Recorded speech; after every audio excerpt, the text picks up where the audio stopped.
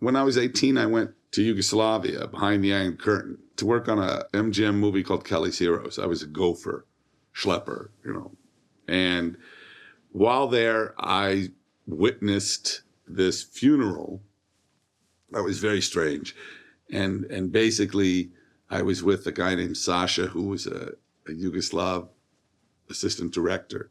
So Sasha is taking me on this long drive, I think from Novi Sad to Umag. And we came to people standing around in the crossroads. It was gypsies, and they were burying this guy feet first. He was wrapped in like a canvas cloth. They wrapped him in rosaries and garlic. It was all very exotic. And I said, what is going on? And Sasha spoke to them, and he thought it was very funny. He got the giggles. He really thought it was funny. And when he sobered up enough to explain, because I'm going, what's so funny? This guy, the body, had committed a crime, and I've forgotten what it was, but it was an egregious crime, rape or murder or something. And they were burying him this way in this very elaborate ceremony in the crux of a crossroad, which I thought was wild, so that his body would not get up. I said, really? And Sasha says, oh, they're gypsies, peasants. But I thought about it because it was very profound. I mean, first of all, the gypsies really did look like dress extras on the Universal back lot, dressed like Maria Ouspenskaya. This is 1969. I mean, we put a man on the moon in 1969, and these people are worried about a zombie, So I was very taken with the idea. I was thinking about, okay, what monster? Vampires, zombies, werewolves. I was thinking ghost. I was trying to, because I wanted to do a monster movie, and I hit upon werewolves. I did all this research and stuff. Basically, the most number of real werewolves, I mean, the people who were executed for being werewolves, are in France and in Wales. So I thought, well, I don't speak French. And at that time, England had what was called the British quota system, or the Eady plan, which was a tax incentive where the producer got a share of the box office in the UK. It was to encourage production in Great Britain, and it worked very well. But you had to qualify. You had to have a British content. Certain, everyone had to be a Brit up until a point, unless it was a movie star or the director or something. In any case, so I thought, oh, good. Well, London, where Gothic horror, Mary Shelley was British, where all this stuff is really, London's the place. So I thought it's a great city, and that would be a great place for it. So I wrote it. When I was 18, I wrote the first script. I was pretty happy with it. When I finally got people to read it, they all went. When I made my first silly movie, Schlock, with Rick Baker, I discussed it with him. John played the Schlockthropus, and during the time that I was making him up, John was telling me the whole story of American Werewolf. He had already written it. I was just, really excited by what he was saying. We both love the old Lon Chaney stuff, and especially the transformations in those kind of movies. And he just said, it didn't seem right to him that if you were going to change into a werewolf or some other creature, that you would just sit in the corner of a chair like Lon Chaney Jr. and be perfectly still, except, each time you're in a slightly different position when you do the lab dissolves. He says, I want to do it in a way, I want to show the pain, I want him to be able to move around. He's going to pull his clothes off, and I'm going to see the whole body change. And so figure out how to do that. Schlock was this $30,000 independent film that basically nobody saw. So people weren't banging down John's door to get him to do, because he was saying, well, this is going to be my next movie. What can I tell you? I mean, no one would make it, and I really liked it. The Kentucky Fried Movie came about because David Zucker saw me on television promoting Schlock, and they said, that's a kid who made a movie. How did he do it? And I met them, and I said, well, do you have a script? And they were like, I said, you have to have a screenplay. You have to have written material to shoot.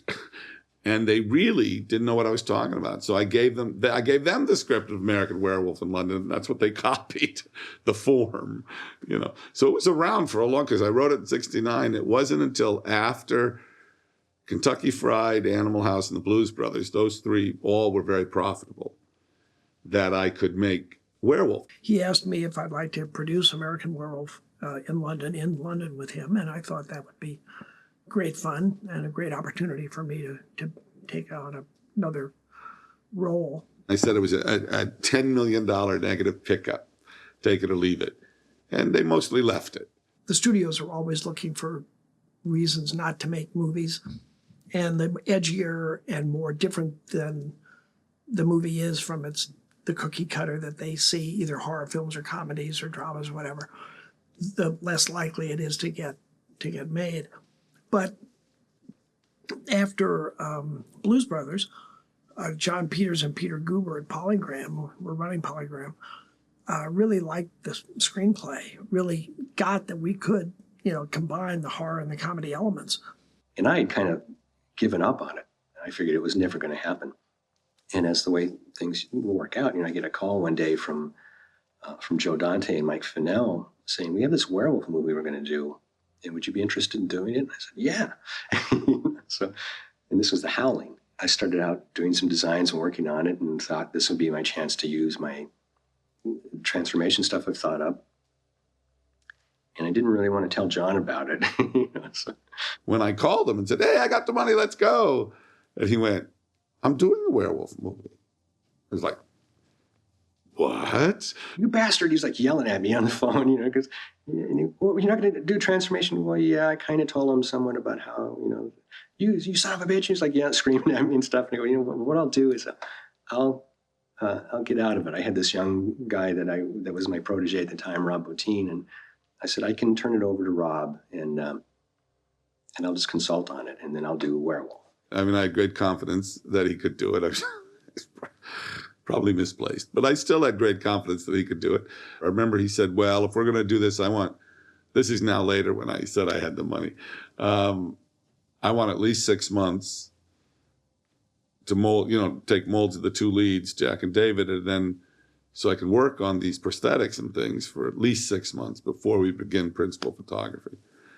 So that was kind of risky because I had to hire David Naughton and Griffin Dunne. I had to hire the two boys before I had the money. So I had to find two boys who were kind of like my friend Greg and I when we were 15, 16. I was looking around, and the Dr. Pepper commercials were quite big then, where David would sing and dance. He was familiar with the commercials. It would have been one thing to have to bring a cassette with me and say, I hope you get to see these. This is what's going on right now. But at the time that he met me, it was a very, popular campaign. How that qualified me to do the role that he had in mind is another story. And I liked him on screen. I just thought, he's a likable guy. If he can do this, obviously I can get a performance out of him. And I hired him. I met John. He says, call me tomorrow. I called him the next day. He sang some little tune to me, and something to the effect that, wouldn't I like to be a werewolf too? And, I was just not really sure that he was, was he putting me on? And so he said, but now you need to get right over to meet Rick Baker. I mean, this all happened in a period of days as opposed to weeks. So you have to get right over and meet Rick and have these molds done. And I did. And the first thing Rick Baker said to me was, so you're playing? I said, I'm playing the role of David. He says, I feel sorry for you.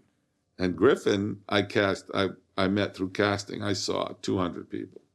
I went in, I met John, and he was very friendly, and I think he did most of the talking. And he was just telling me all about this movie, and it's just going to be this thing. It's so exciting. It's so great. And I don't think I'd ever been talked to by a director about like his vision for the movie. I mean, I was, a kid. But he seemed very excited about it, and it sounded really great, and I wasn't quite getting the whole picture. And I went home, no reading, no nothing. I think he asked me a few questions about myself, and I got home, and I had a crappy little apartment not far from here, and I got a phone call from my agent, who'd never gotten me a job before, saying that I should stand by, that a messenger was going to deliver the script. John wanted me to read it right away and then call him. And I did. I spoke to John, and he was like, well, you want to do it? And I thought I was going to audition over the phone. And he meant, do I want to do the movie? And no audition, no nothing. And I said, sure, like this happens to me all the time. And he goes, I got one question for you, though. Before we do anything, I got to ask you a question. And this is really important. You have to tell me the truth. Oh, God, okay. Are you claustrophobic?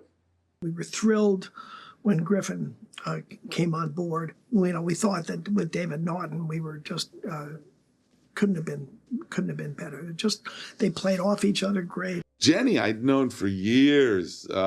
She lived in LA for quite a while and became very friendly with Deborah. John and Deborah Landis were two of the first people I met when I went to Los Angeles. I instantly enjoyed the two of them and saw a lot of them. John Landis said he sent me the screenplay when he knew he had the money to go ahead, and that it had sort of been okayed for me to play the role. And I read the script and I thought that it was a really ambitious piece. Clearly the humour was there. There were some extremely well-written roles, which was lovely because as an actor you just looked to see what the roles are like, and that was great. But there was this kind of horror factor. I'm not very good really at horror movies and understanding how they work.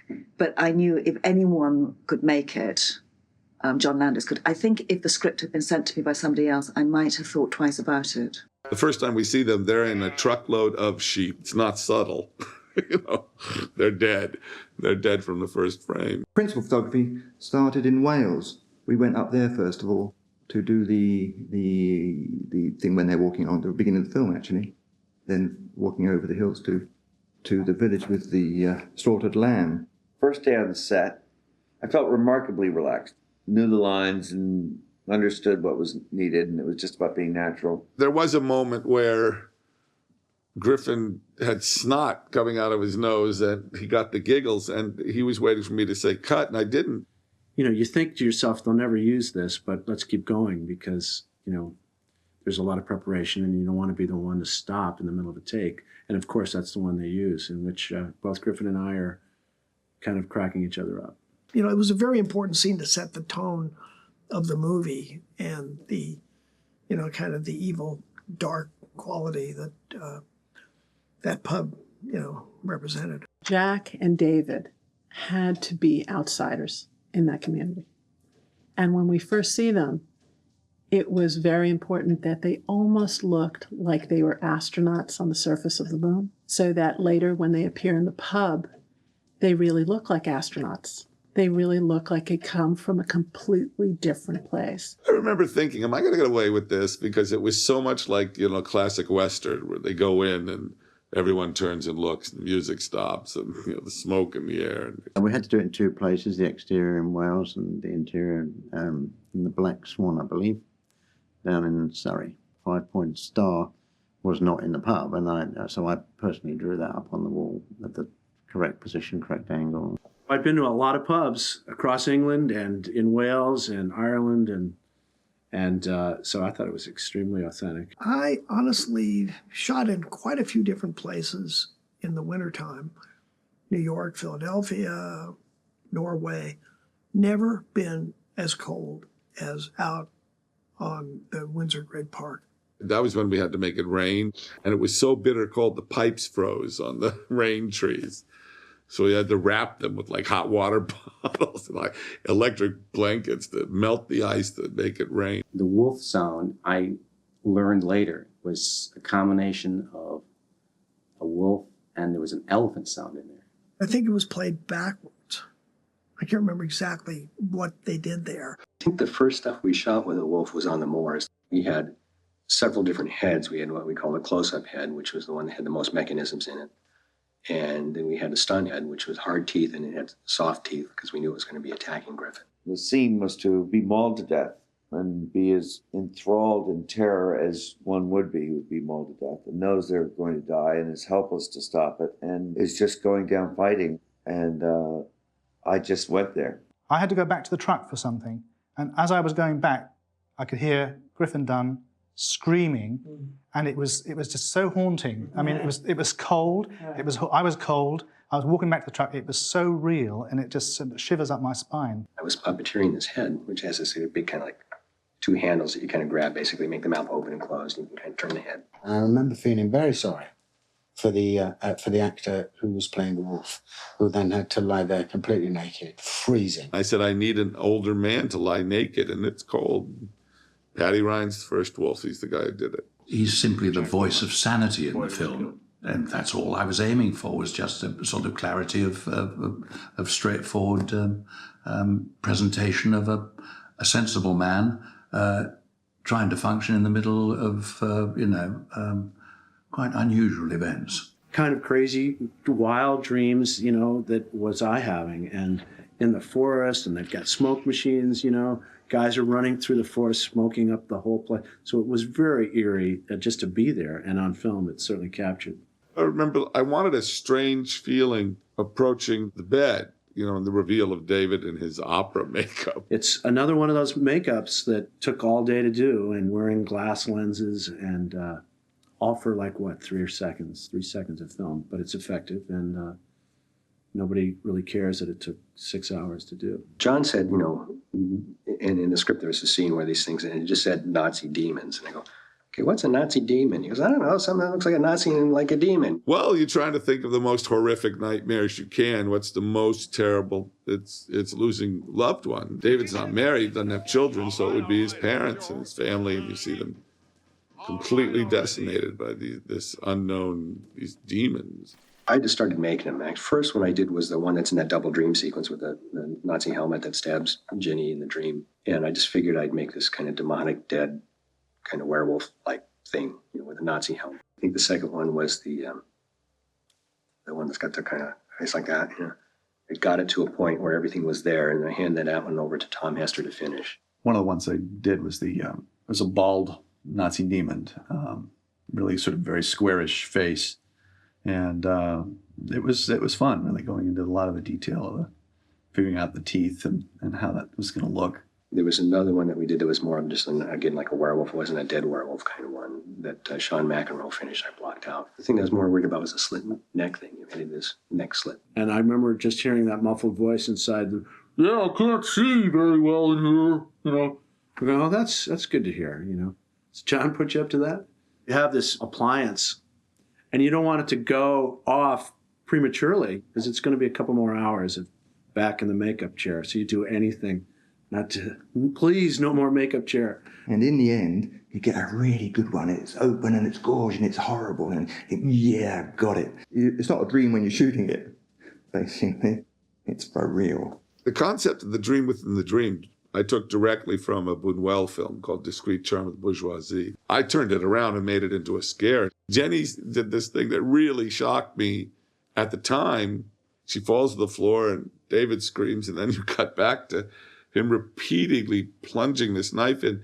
And Jenny did this thing every time the knife came out, her body sort of jerked. And I thought, oh my God, Jenny. It's one of my favorite times to watch with an audience when the film was in the theaters, to watch what would happen in the audience reaction. People literally jumping out of their seats.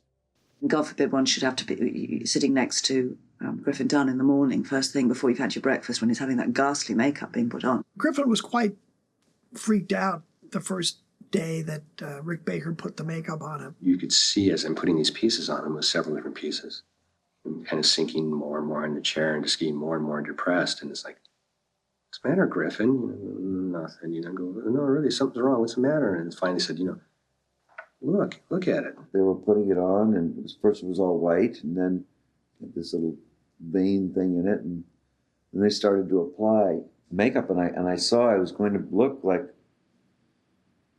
was going to be gruesome. It was going to be really, really gruesome. Quite an unsettling experience, to tell you the truth.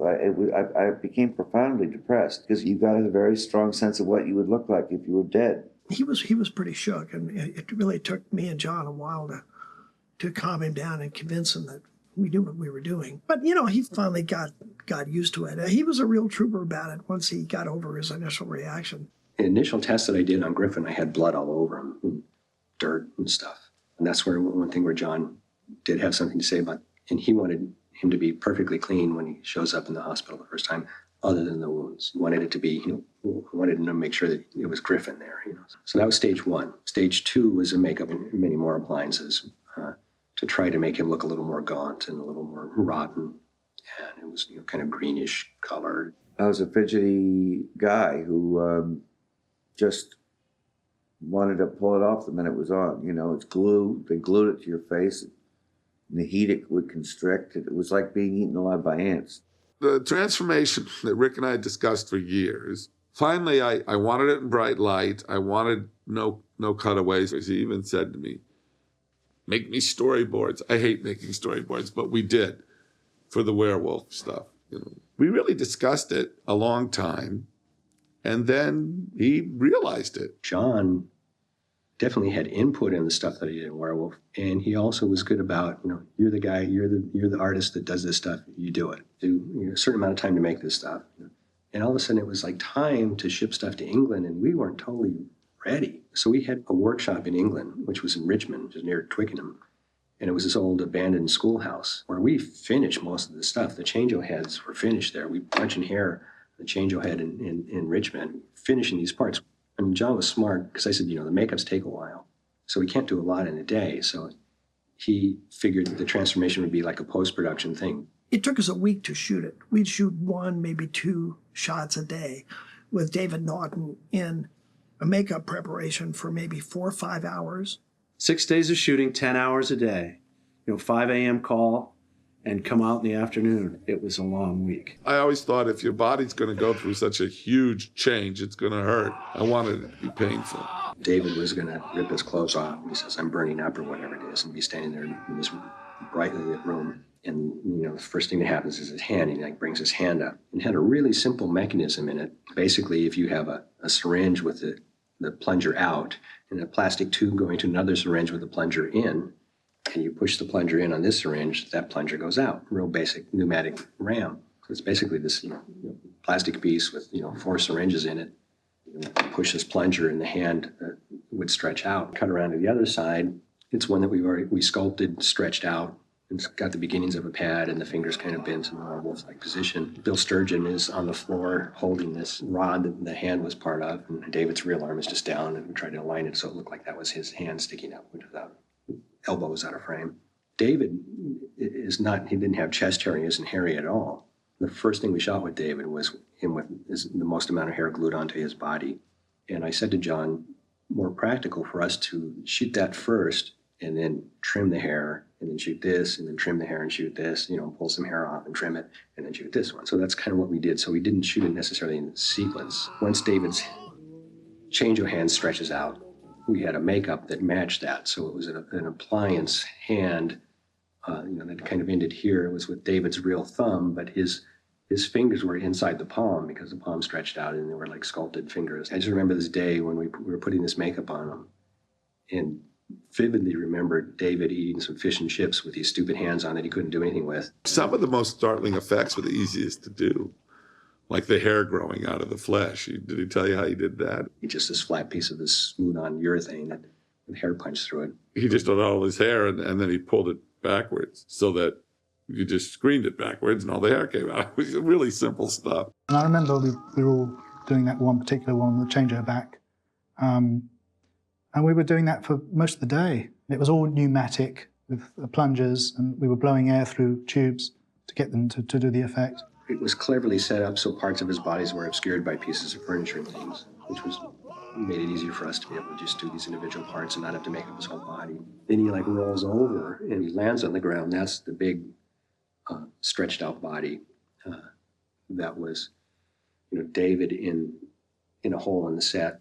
In the floor, it was another day where I'm actually in the floor of the set and couldn't get out for 4 hours or so. And I go, I don't know that, can you do this to an actor? The set was built off the floor by about 4 feet. I think we came to that height as being the optimum height for puppeteers to work underneath and manipulate the animatronics. David, lying back with his arms and head sticking out of a hole. And the rest of it is this whole fake body that Tom Hester sculpted. I thought was really cool. My father's an orthopedic surgeon, so I've always been interested in anatomy and really enjoyed, figuring out how to make the veins, on the surface sort of show up at one spot and then dive down below the surface and then show up again. Not super monsterish style, but try to make it realistic in a way. It had a couple rods sticking out the ankles that we could move the feet with. I remember when we were filming, I was never really happy with how they were looking. And I remember after we decided we had it, we got David out of a hole. I remember looking at the body by itself without arms or head, convulsing exactly the way I wanted it to do. This is what we should have got. Why, what are you doing? Why are you doing it now? And it's like, what are you talking about? And you're puppeteering exactly the way it should be. He goes, we're just trying to pull the fucking rods out, and they're just trying to get these rods out of the thing. And it was just doing exactly what I wanted.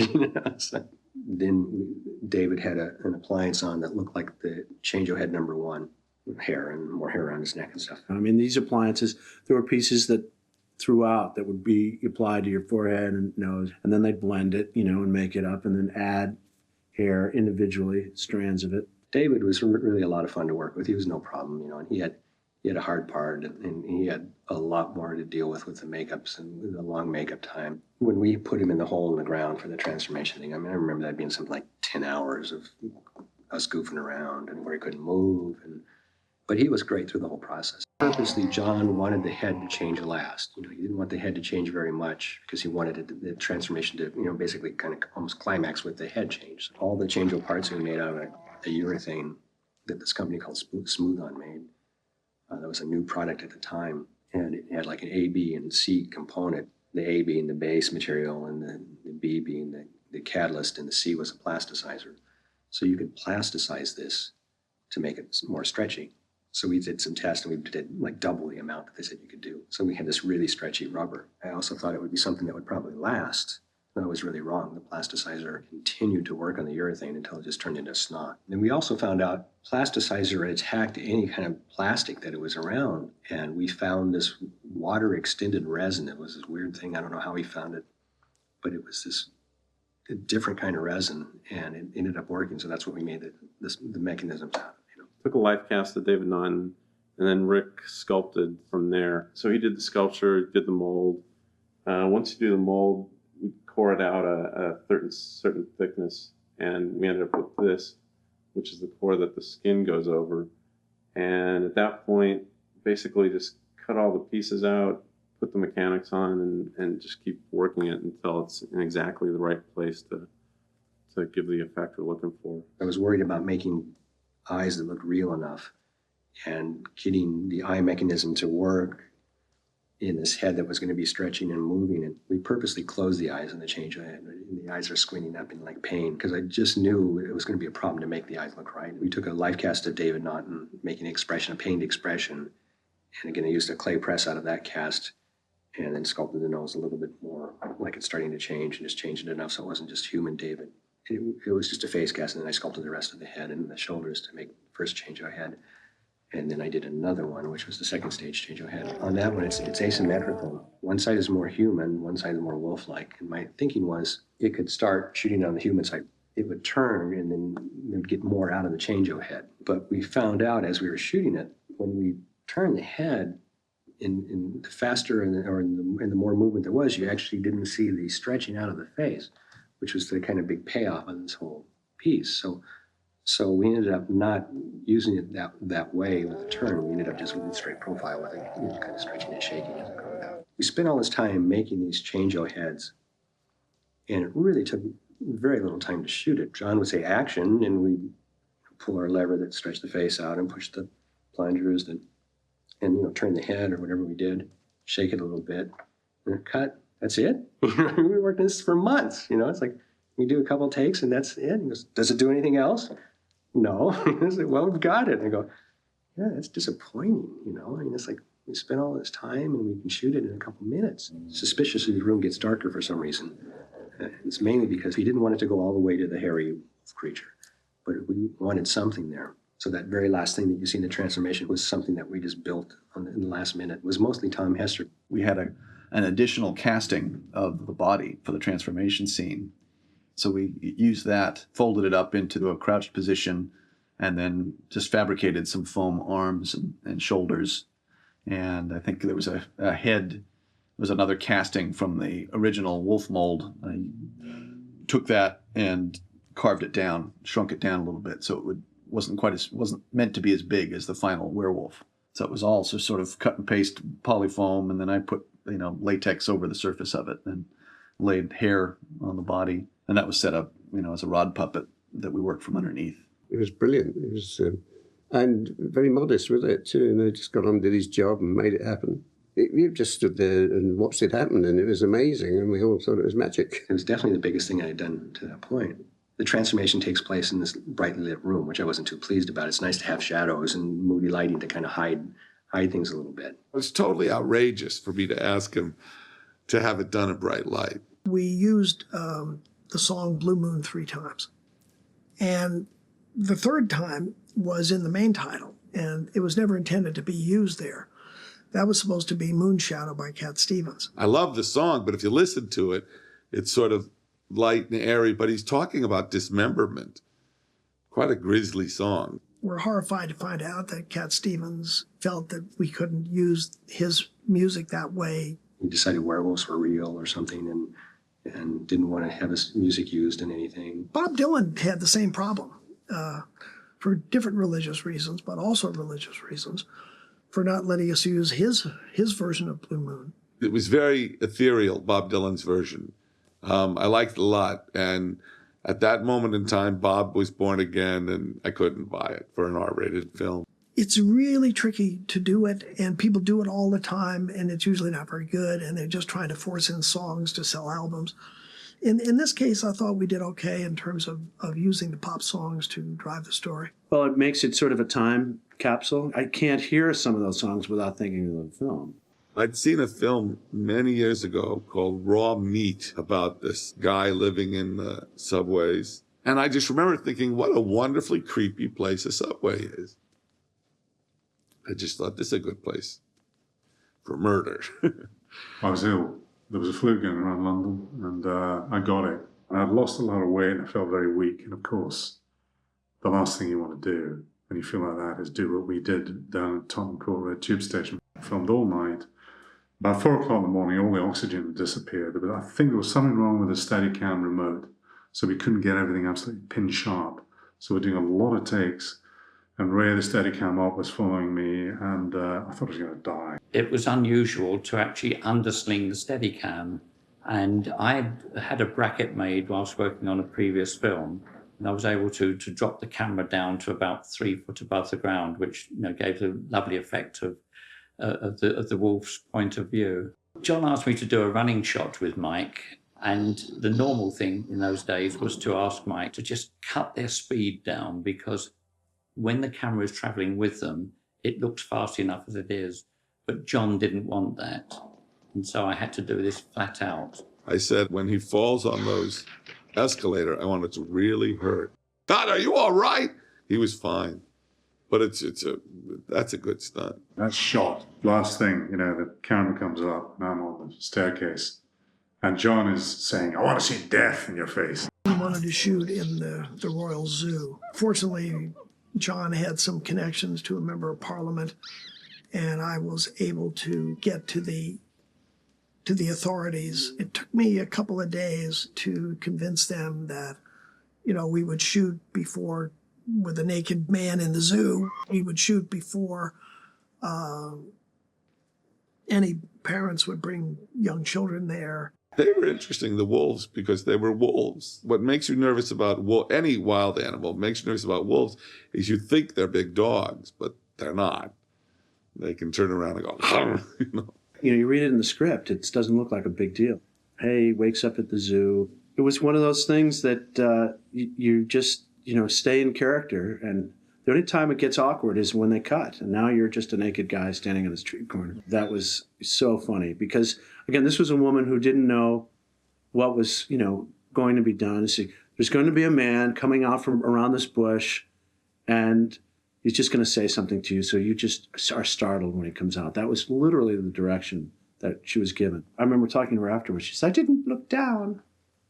Because I had done such extensive urban shooting in Chicago on the Blues Brothers, I had the Metropolitan Police at Scotland Yard speak to the Chicago cops. John was great at setting. He's a great salesman. He could sell anything. And he could sell this. He said, I've been shooting the Blues Brothers. You want to come and see it? It's on in Warner Brothers, Leicester Square. I'll get you tickets anytime. You'll see what we did there. And what's great about John is he knows what he wants, and you don't go through a lot of the BS that you do with a lot of other directors. He gives you the freedom. he gives you guidance. You know, he answers the questions and it's made some fun stuff. Landis is terrific to work with as an actor. First of all, he has an absolute knowledge of actors. He really enjoys them and he likes getting things out of them and he knows what you're doing so that you feel very safe that when he edits things together, he's not going to leave you with egg on your face because he's going to look for all the best things. He never allows moments to die on set. He's permanently up, talking, joking, talking about what's going on, talking about things that he's doing, just making jokes. He was the first real director I worked with, guy who knew how to talk to actors and hang out with us after shooting, and I've become a director since, and I think of John a lot. He's very direct, and when he hates something, he just says it. Oh, that was terrible, terrible, and you don't take an offense. Very animated, very enthusiastic, and a lot of fun. Now, I smile every time I say his name. I always envisioned it to be four-legged. I wanted to be this great big beast. I wanted it to be biped. And I was actually hoping for something a little more on the man side as well. I always thought it was kind of interesting, that kind of combination of animal and person. But John said, four-legged hound from hell. I had two dogs at the time. I had a German Shepherd, a white German Shepherd, and a Keeshond, or Keeshond, as they're called sometimes, which was this Harrier dog, and kind of almost wolf-like, A lot of times I'll look in the mirror and I'll make faces and kind of like be working on sculptures, and it kind of looks like me. And my dog was there, so I was like, okay, he's kind of like a wolf, He's got four legs, and he had this big mane of hair, which the wolf kind of had. And so yeah, it was very much based on my dog Bosco. To actually make it look like there's a real wolf running through Piccadilly Circus. We tried a dog in a werewolf suit and it looked kind of clunky. And finally, Rick came up with this kind of thing that we could sort of move around. Just remember one night not sleeping and getting up and actually thinking about how we used to do this wheelbarrow race thing when we were a kid, where somebody would hold your feet and you would just walk on your hands, And I thought, well, if we could do something kind of like that and make some fake back legs, maybe that would work. And that's kind of what we did. I talked to Doug Beswick, and Doug made this board. It's basically just a plank with a little hinge in it where the waist is, and put somebody on it and you could kind of walk. And one of the guys that was on my crew, this guy Kevin Brennan, we made the wolf suit to fit him. When we were in England, we had decided to make it like a tag team thing, and got this other guy, Brendan Hughes, somebody that we found that was Kevin's size, to play the wolf. It wasn't a stuntman, he was a trained dancer who had this really strong torso, so he could hold himself in there at this awkward angle and just be with his legs sticking out at the end with nothing to support them, really. It was clever. I became enamored of Rick's work, so I showed it too much. I still think when I see the movie, you see it too much, the wolf. A tremendous amount of the success of the film is Jenny and John Woodvine, because when they believe it, you believe it.